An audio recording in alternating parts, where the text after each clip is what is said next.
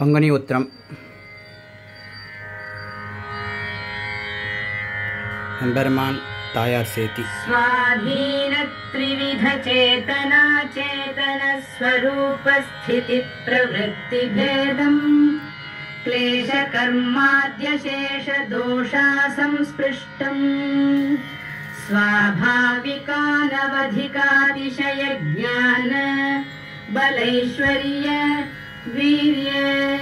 शक्ति तेजः सौशील्य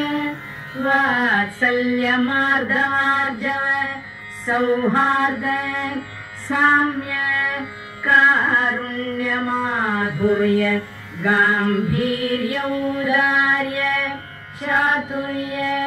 स्थैर्य धैर्य शौर्य पराक्रम सत्यकाम सत्यसंकल्प कृतित्व कृतज्ञताद्य संख्येय कल्याण गुणगणौघ महार्णवम् परब्रह्मभूतम् पुरुषोत्तमम् श्रीरङ्गशायिनम् अस्मत्स्वामिनम् प्रबुद्ध नित्यनियाम्य नित्यदास्यैकरसात्मस्वभावोऽहम् तदेकानुभवः तदेकप्रियः परिपूर्णम् भगवन्तम् विशदतमानुभवेन निरन्तरम् अनुभूय तदनुभवजनितानवधिकातिशय प्रीतिकारिताशेषावस्थोचिताशेषशेषतैकरतिरूप नित्यकिङ्करो भवामि स्वात्मनित्यनियम्य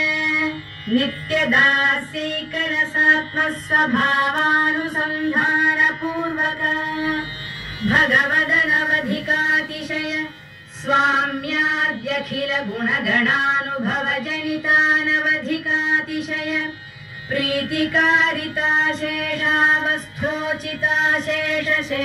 प्रीतिकारिताशेषावस्थोचिताशेषशेषतैकरतिरूप नित्यकैङ्कर्यप्राप्त्युपाय भूतभक्ति तदुपाय सम्यग्ज्ञान तदुपाय समीचीन क्रिया तदनुगुणसात्विकतास्तिक्यानि समस्तात्मगुणविहीनः दुरुत्तरानन्त तद्विपर्यय ज्ञानक्रियानुगुणानादिपापवासना महानवान्तर्निमग्नः तिलतैलवत् दारुबन्धिवत् दुर्विवेच त्रिगुणक्षणक्षरणस्वभावाचेतन प्रकृतिव्याप्तिरूप दुरत्यय भगवन्मायातिरोहितः स्वप्रकाशः अनाद्य विद्या सञ्चितानन्ताशक्य विस्रंसन कर्मपाश प्रग्रथितः अनागतानन्तकाल समीक्षयापि अदृष्टसन्तारोपायः निखिल जन्तुजात शरण्य श्रीमन्नारायण तव शरणारविन्दयुगलम् शरणमहं प्रपद्ये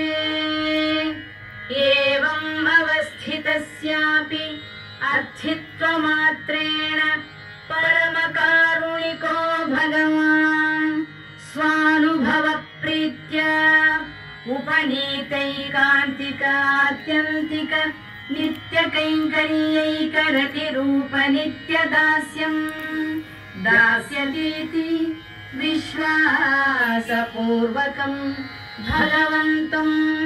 नित्यकिङ्करताम् प्रार्थये तवानुभूति सम्भूत प्रीतिकारितदासता देहि मे कृपया नाथ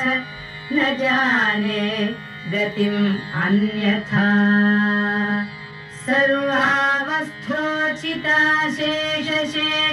सर्वावस्थोचिताशेषशेषतैकरतिस्तव भवेयम् पुण्डरीकाक्ष त्वमेव एवम् कुरुष्व माम् एवम् भूततत्त्वयाथात्म्यावबोधम् सदिच्छारहितस्यापि एतदुच्चारणमात्रावलम्बनेन उच्यमानार्थपरमार्थनिष्ठम् मे मनः त्वमेव अद्यैव कारय अपारकरुणाम्बुधे